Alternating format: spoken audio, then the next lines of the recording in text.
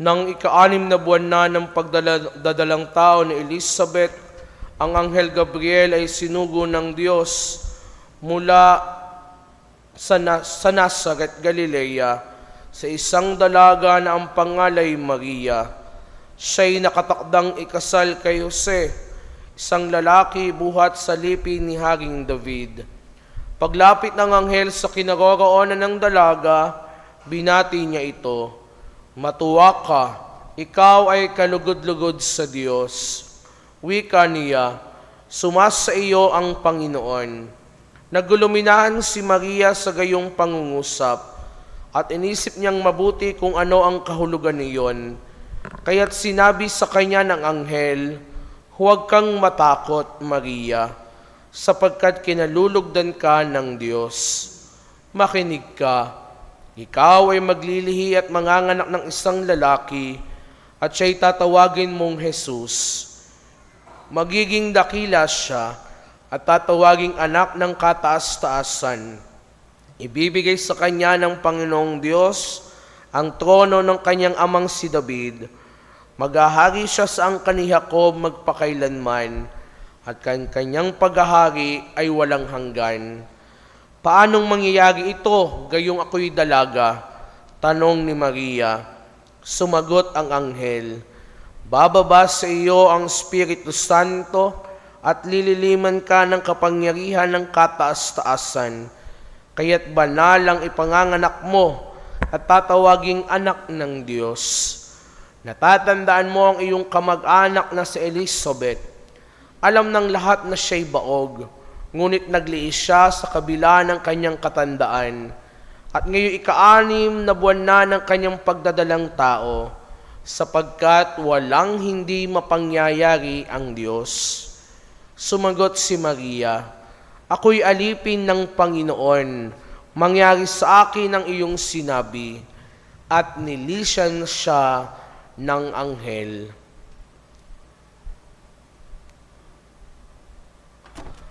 Ang mabuting balita ng Panginoon.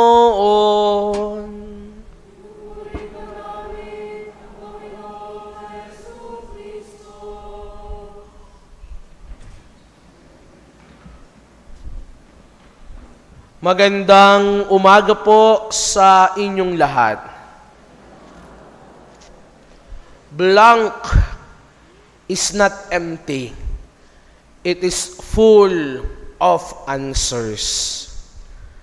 Mga minamahal na mga kapatid, hindi ko ho alam kung inyong napakinggan na ang storya o kwento ng buhay ng dalawang magkaibigan na si Budoy at si Bugoy. Si Budoy at Bugoy ay matalik na magkaibigan. Pero isang araw, habang si Budoy ay naglalakad, ay nakita niyang nakatulala ang kanyang kumparing si Bugoy. Nakaupo at tila malalim ang iniisip. Kaya ang bati nitong si Budoy ay ganito, "Paring Bugoy, bakit gaga napakatahimik mo? Parang napakalalim ng iniisip mo." At ang sabi ni Bugoy ay ganito, "Nanaginip kasi ako kagabi, pare. At hindi ko mapailuwanag ang nararamdaman ko. Magkahalong emosyon ang nararamdaman ko ngayon." Ano bagang panaginip mo? Ang sabi ni Bugoy, "Pare, nagkajowa na rin ako. Sa panaginip ko, sa wakas, nagkajowa na rin ako." Aba, ayos naman pala eh. Bakit ikay tahimik? Bakit ikay tulala? Ano bagang panaginip mo? Kumusta ba ang iyong panaginip? Maganda ba yung kasama mo? Sexy ba yung kasama mo? Ano bang ginawa ninyo? Ang sabi ni Bugoy, "Pare, ay naka HHWW pa kami eh. Alam ninyo yun? HHWW? Alam ninyo? Holding hands while walking." O yun naman pala eh. Anong kinalulungkot mo? Kasi pare, ikaw ang kasama ko sa panaginip ko. Ikaw ang jowa ko. At buti na lamang nagising ako nung magkikis na tayo. Ay, yun laang. Patay tayo dyan. Mga minamahal na mga kapatid, katahimikan. Meron tayong kasabihan, mga Pilipino, kapag ang isang taong tahimik, sa isang tabi, malalim ang kanyang iniisip. O kaya naman, kapag ang isang tao ay tahimik, mayroong lihim na kinikip-kip. Katulad ngayon, tingnan ninyo ang katabi ninyo. Tahimik ba yan? Tahimik?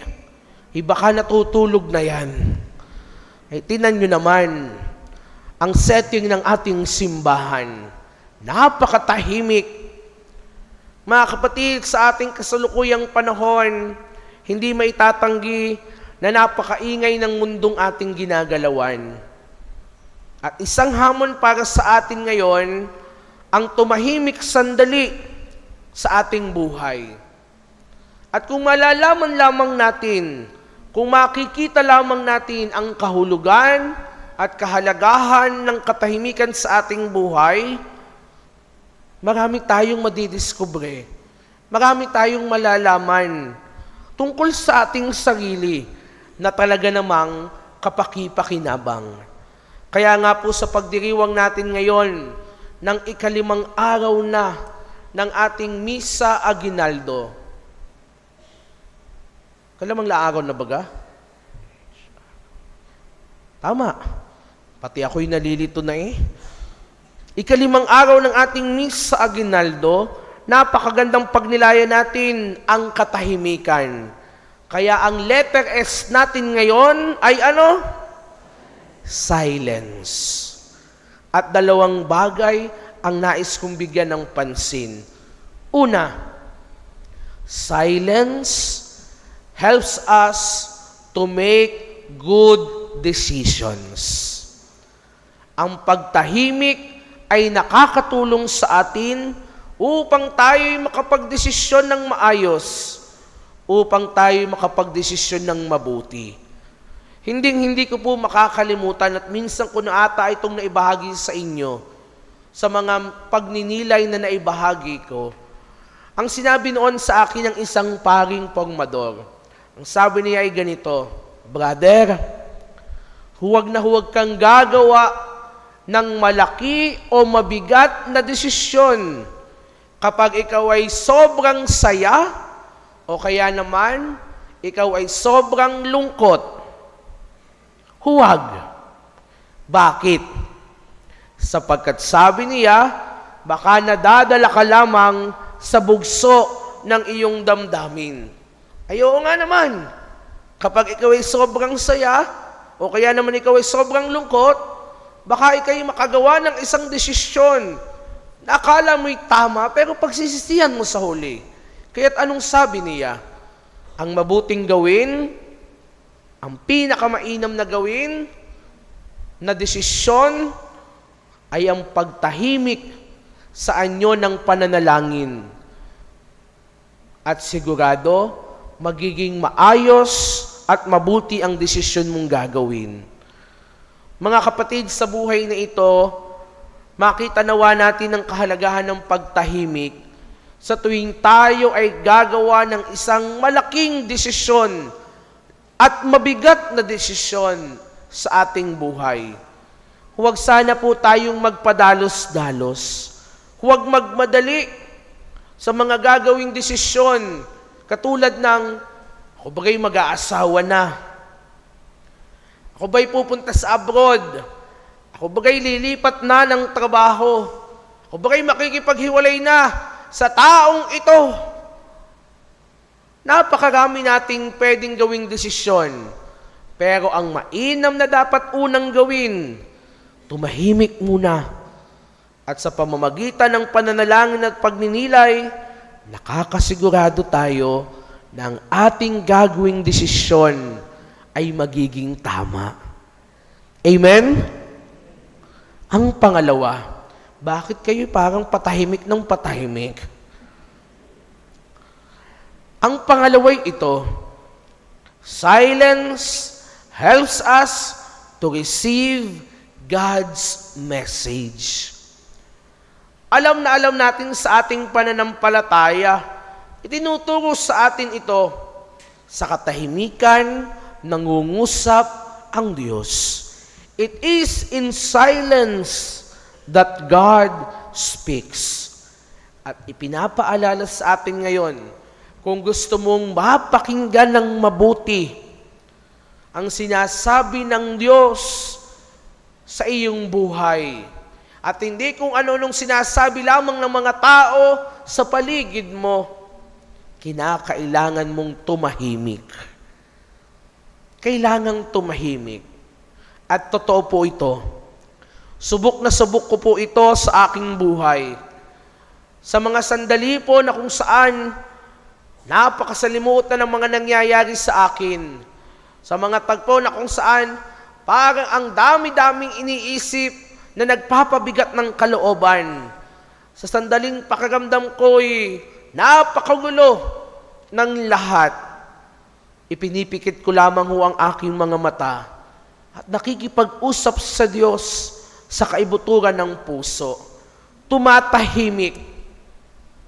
At alam po ninyo, kung tayo lamang ay matututong tumahimik, mapapagtanto natin kung ano ang nais ng Diyos para sa buhay natin at tatanggapin natin ito ng buong pagmamahal. Mga kapatid, tunay na napakahalaga po ng katahimikan, lalo tigit sa paggawa ng desisyon at sa pagtanggap ng mensahe ng Diyos sa ating buhay. At ito mismo ang makikita natin sa ating ebanghelyong napakinggan sa araw na ito, na kung saan nakikita natin ang setup ng ating simbahan. Hindi po ba? Kanina napakinggan nyo at sana'y napakinggan ninyo ang katekesis tungkol sa tinatawag nating Misa Aurea o ginintoang misa. Hindi dahil nakakulay gold si Father, hindi dahil parang nagliliwanag sa ginto ang dambana, at lalo tigit sana sa inyong isip ngayon ay hindi tumatakbo ang kantang It's Gonna Be Golden. Hindi. Ang misang ito'y tinaguriang Misa Aurea sapagkat napakinggan natin sa Ebanghelyo na sa katahimikan ng puso ng mahal na Birheng Maria, tinanggap niya ang mensahe ng Diyos sa pamamagitan ng Anghel Gabriel. At siya'y nakapagdesisyon na buong pusong yakapin ito.